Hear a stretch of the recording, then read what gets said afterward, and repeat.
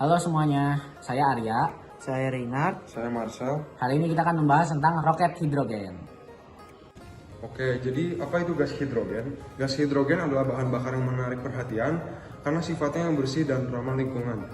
Dalam upaya mengurangi emisi gas rumah kaca dan ketergantungan pada bahan bakar fosil, penggunaan gas hidrogen sebagai bahan bakar semakin diperhatikan. Salah satunya yaitu pemanfaatan hidrogen pada mobil atau mobil tenaga hidrogen. Hidrogen adalah salah satu unsur paling melimpah di alam semesta. Hidrogen dapat diperoleh dari air melalui proses elektrolisis.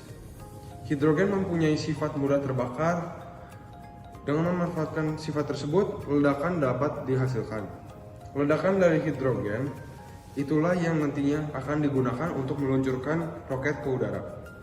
Pada dasarnya, hidrogen adalah bahan bakar yang sangat menarik untuk digunakan sebagai bahan bakar karena memiliki tingkat daya ledak yang tinggi dan menghasilkan pembakaran yang bersih, hanya menghasilkan air dan panas sebagai produk sampingan.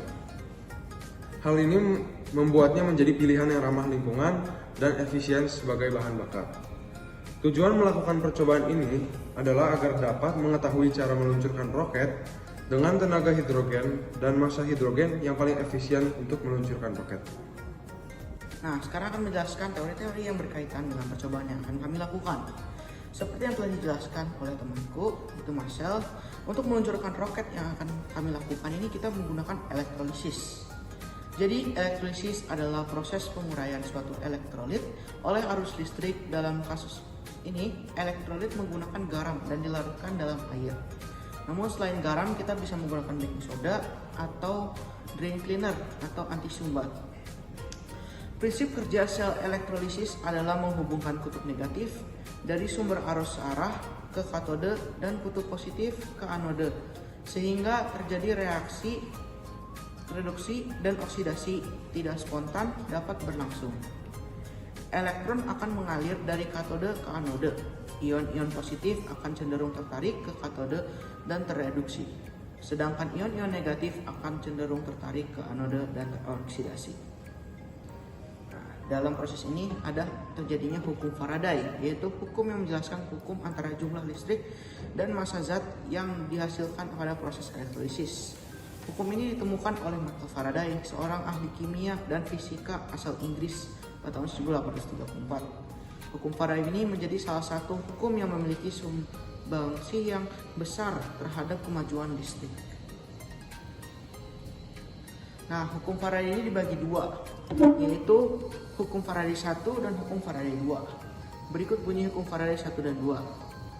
Hukum Faraday 1 yaitu massa zat yang dilepaskan selama elektrolisis berbanding lurus dengan jumlah listrik yang digunakan.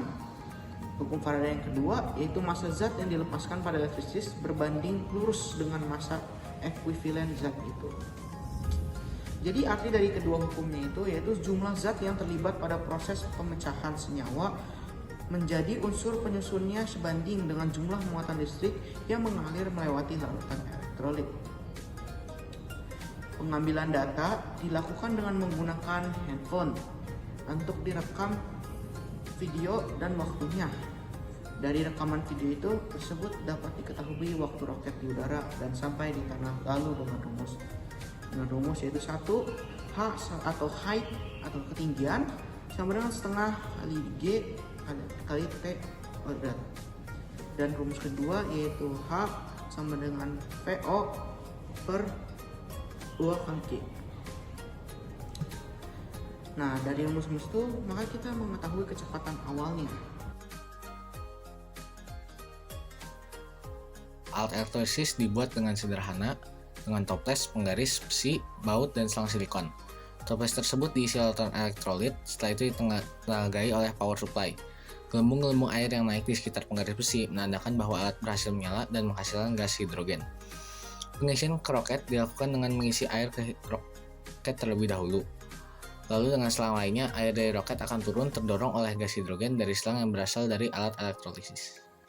Variabel bebas dalam eksperimen ini adalah jumlah air yang dimasukkan ke dalam roket, yang nantinya akan mempengaruhi banyaknya gas hidrogen di dalam roket.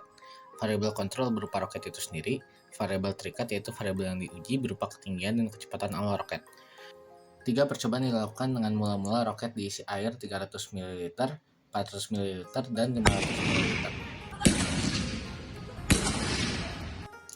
Setelah dilakukan percobaan, roket pun berhasil meluncur ke udara. Berikut adalah data-datanya. Dapat dilihat bahwa roket paling tinggi terbangnya adalah roket yang mula-mula diisi 500 ml air. Dengan kata lain, semakin banyak hidrogen dalam roket, semakin tinggi dan semakin besar kecepatan awalnya.